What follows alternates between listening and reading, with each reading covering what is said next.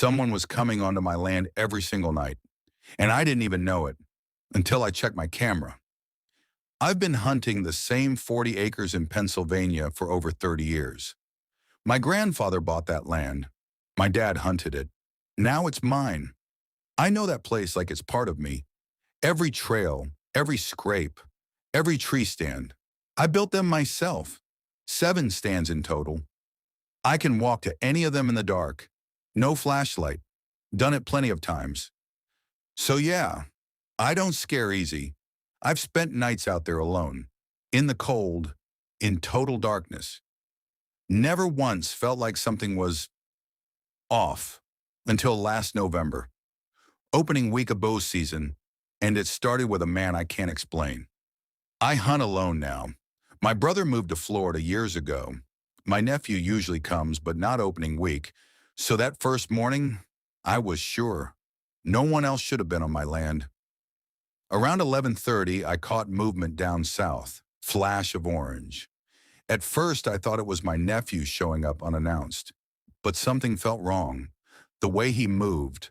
Hunters don't walk like that. We move slow, careful, always watching. This guy, he just walked, straight, calm, like he was crossing a parking lot. Didn't look around, didn't stop, just passed through my woods and disappeared. I told myself, trespasser, happens sometimes. Still, it stuck with me. Next day, same stand, same time. I looked south again. He was there.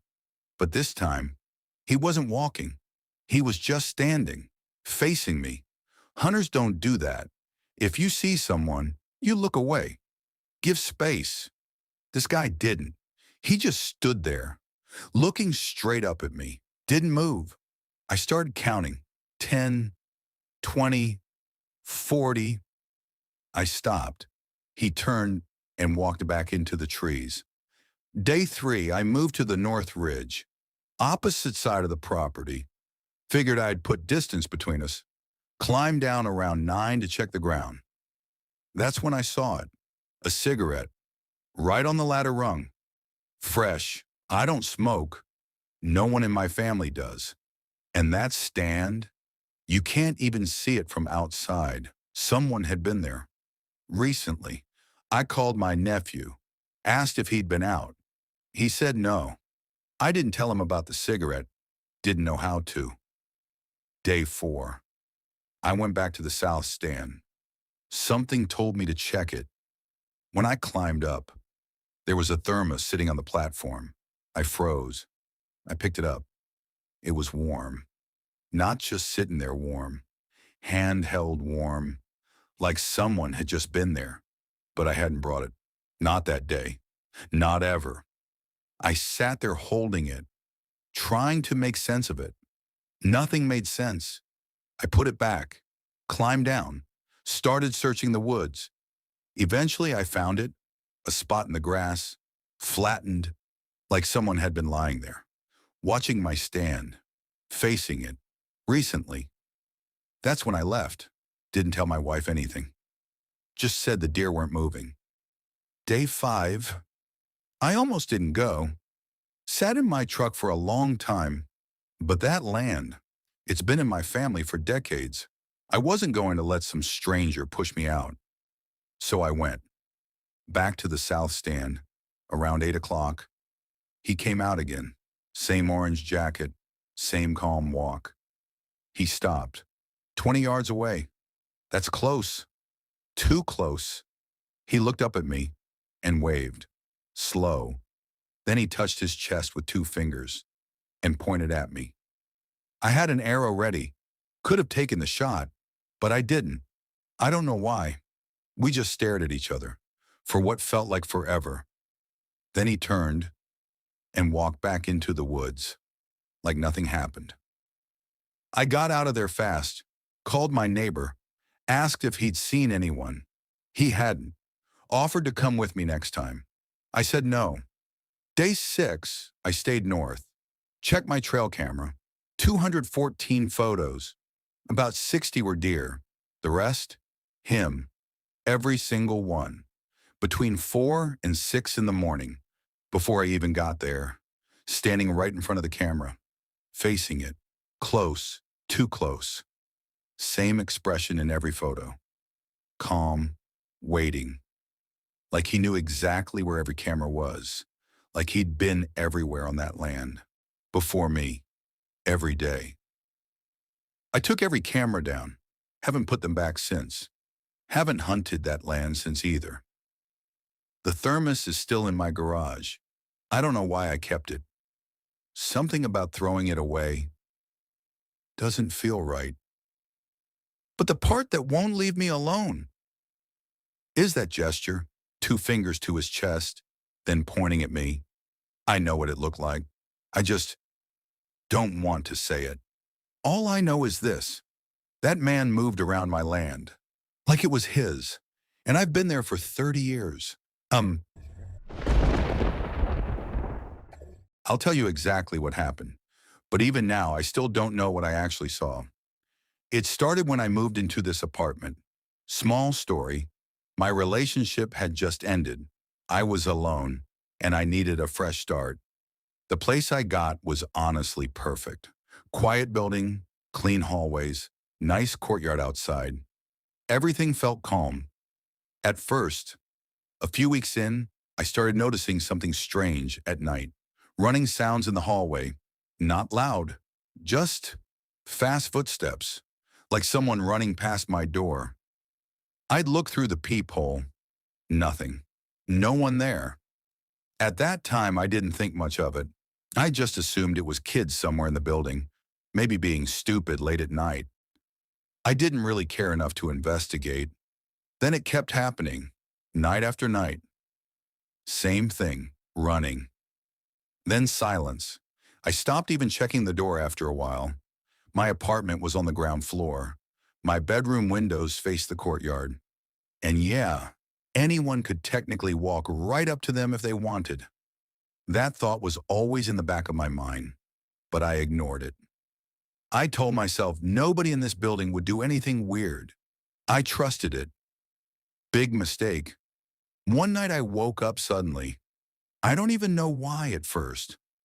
Then I heard it, giggling, right outside my bedroom window. It was soft, like kids trying not to laugh too loud, but it was there, clear. I got up, went to the window and tapped the glass. I even made a show sound, like I was annoyed. The giggling stopped for a second. Then, tap, tap, on the glass. That made my stomach drop. I grabbed the curtain fast and pulled it open. Nothing, just the empty courtyard outside. Cold, still, no movement at all, no kids, no shadows, nothing. It felt wrong, though, like someone should have been there but wasn't. I closed the curtain and just stood there for a moment, confused, a little scared, but I pushed it off. I told myself it was just kids messing around and hiding fast.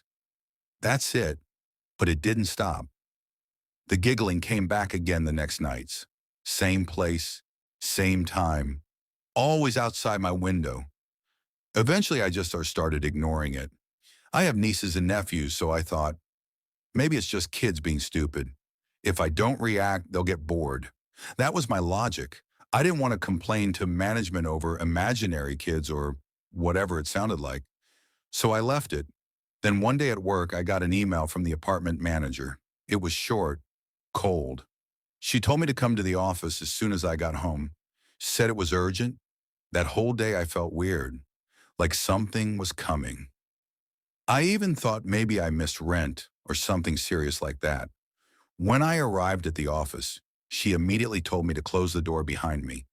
Her voice was low, almost whispering.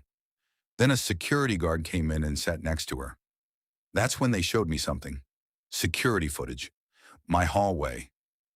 Around 2 a.m., two small figures appeared near my apartment door. Hooded. They looked like kids, maybe 10 or 12 years old. Hard to tell.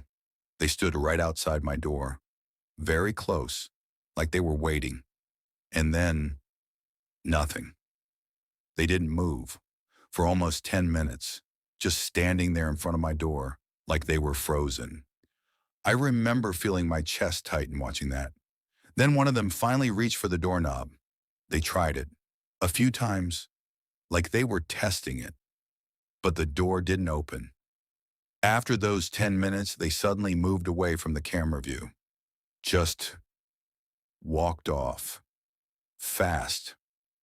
The weirdest part? When they checked other cameras in the building, there was nothing. No sign of them entering or leaving anywhere. Like they just disappeared after that hallway. That night I couldn't stop thinking about it. I decided I wasn't sleeping. I stayed up, waiting, ready to catch them if they came back. But nothing happened. No giggles, no footsteps, nothing. About a week later, though, 1:30 a.m., I heard something again in the hallway. I went silent instantly. Then I heard it, my doorknob shaking. Slow at first, then harder. I knew it was them. I rushed to the door and yelled, telling them to stop. Then I heard it, a small laugh. Right outside. Two small shapes were there again, heads down, standing in front of my door. But something was different this time. When I yelled again, the laughing stopped. Then one voice said something like, "Please." It didn't sound like a joke. It sounded desperate, but I was too scared and angry at the same time. I told them I'd call the cops. They started giggling again. Then the doorknob started shaking harder. One of them even threw their body against the door. Bang, bang. But it didn't open. I stood there holding the door, frozen. Then suddenly, silence. When I looked again through the peephole, no one was there. Empty hallway. I didn't open the door. I was too scared. They were still right outside. I called the police immediately. They arrived, took everything seriously at first, but later they kind of leaned toward the idea that it was just local kids messing around. Honestly, I didn't argue much. I didn't have proof. A few days later, I ran into the apartment manager again outside. She pulled me aside. Her face looked uneasy. She asked if anything had happened again. I said no. Then she made this strange expression and told me something I still remember clearly. She said the previous tenant in my apartment wasn't normal. She didn't give details. She said she wasn't allowed to, but she hinted something bad happened involving that woman's children. That's all she said. Then she quickly stopped herself and said she already said too much. Before walking away, she told me to just keep my doors locked, and she said something I'll never forget. This wasn't a prank. After that, nothing ever happened again.